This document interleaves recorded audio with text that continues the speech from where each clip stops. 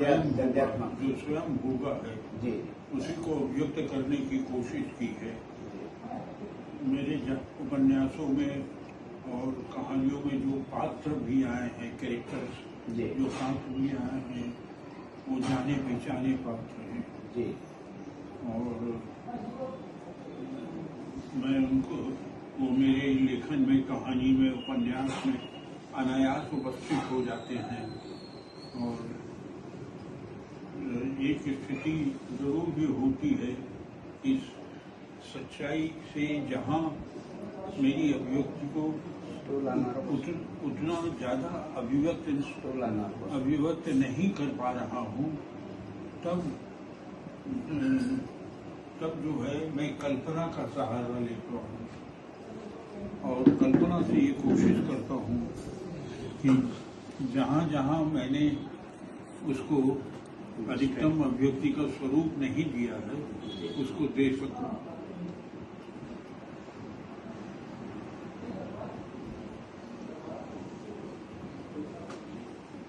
मृत्यु चेतना के ऊपर आप लिखते हैं क्या? क्या काम? मृत्यु चेतना के ऊपर, डेथ कंसेप्ट। किसके बारे में? मृत्यु चेतना के ऊपर लिखते हैं। मृत्यु चेतना के बारे में मृत्यु के बारे में सोचा जरूर है, चिंतन भी किया है, लेकिन मृत्यु बहुत ज्यादा डराता नहीं। हाँ, इसलिए क्योंकि ऐसा लगता जरूर है कि मृत्यु के बाद में परिवार का क्या होगा, कैसा होगा, ये थोड़ी एक चिंता जरूर होती है। लेकिन जब मृत्यु हो जाती है तो क्या पता, मृत्यु तो कभी भी अचानक हो सकती है, तो वो बहुत ज़्यादा चिंतनीय नहीं है। मृत्यु की चिंता को मैं स्थगित कर देता हूँ।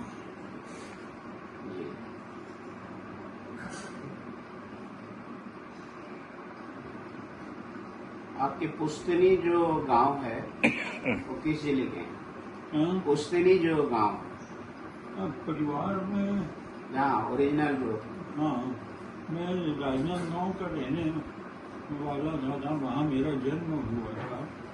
वो घर टूट गया और यहाँ बेटे को, यहाँ पर मैंने मकान बना लिया बेटे की वजह से और दूसरी सुविधाओं की वजह से।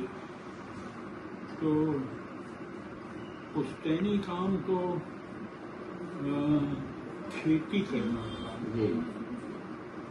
30 एकड़ जमीन की, संयुक्त परिवार था हम लोगों का, छह चाचाओं का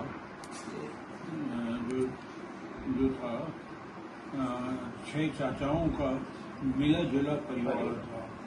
बहुत से सदस्य परिवार में थे, करीब 30-35 लोग सदस्य थे परिवार में। और उस वक्त भी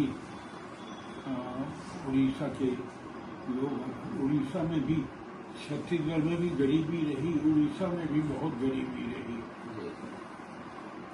और उड़ीसा के लोग आया करते थे।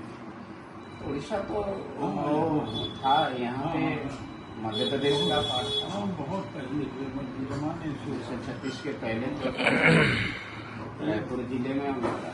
एक उड़िया भीख मांगने वाली क्या है, एक गाना, उसको भीख नहीं मांगती थी, वो ऐसी फिरती थी, गाते हुए फिरती थी। तो उसका थोड़ा सा राग मुझको याद है।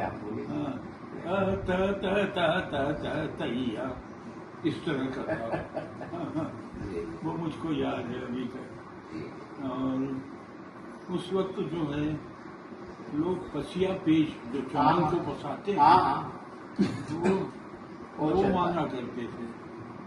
तो वो पसिया पेश एक कलई की हुई बाल्टी में रहता था, वो लिया क्राइसिस था। अब बदल गया सब। अभी नहीं।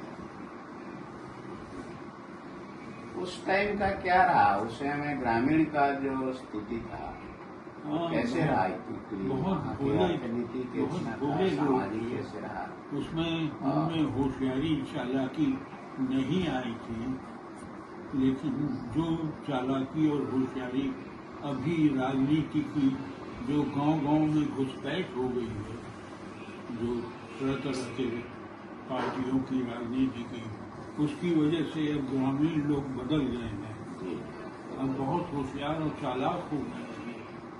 अब पहले बहुत भोले भाले लोग थे, अच्छे लोग थे, एक दूसरे की सहायता करने के लिए तैयार रहते थे और किसी से कुछ मांगते नहीं थे। देते थे।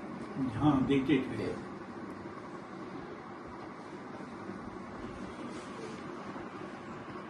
अभी फिर राजनांदगांव जाते हैं कभी कभी? नहीं, अब नांदगांव जाना कई बरस से छूट गया।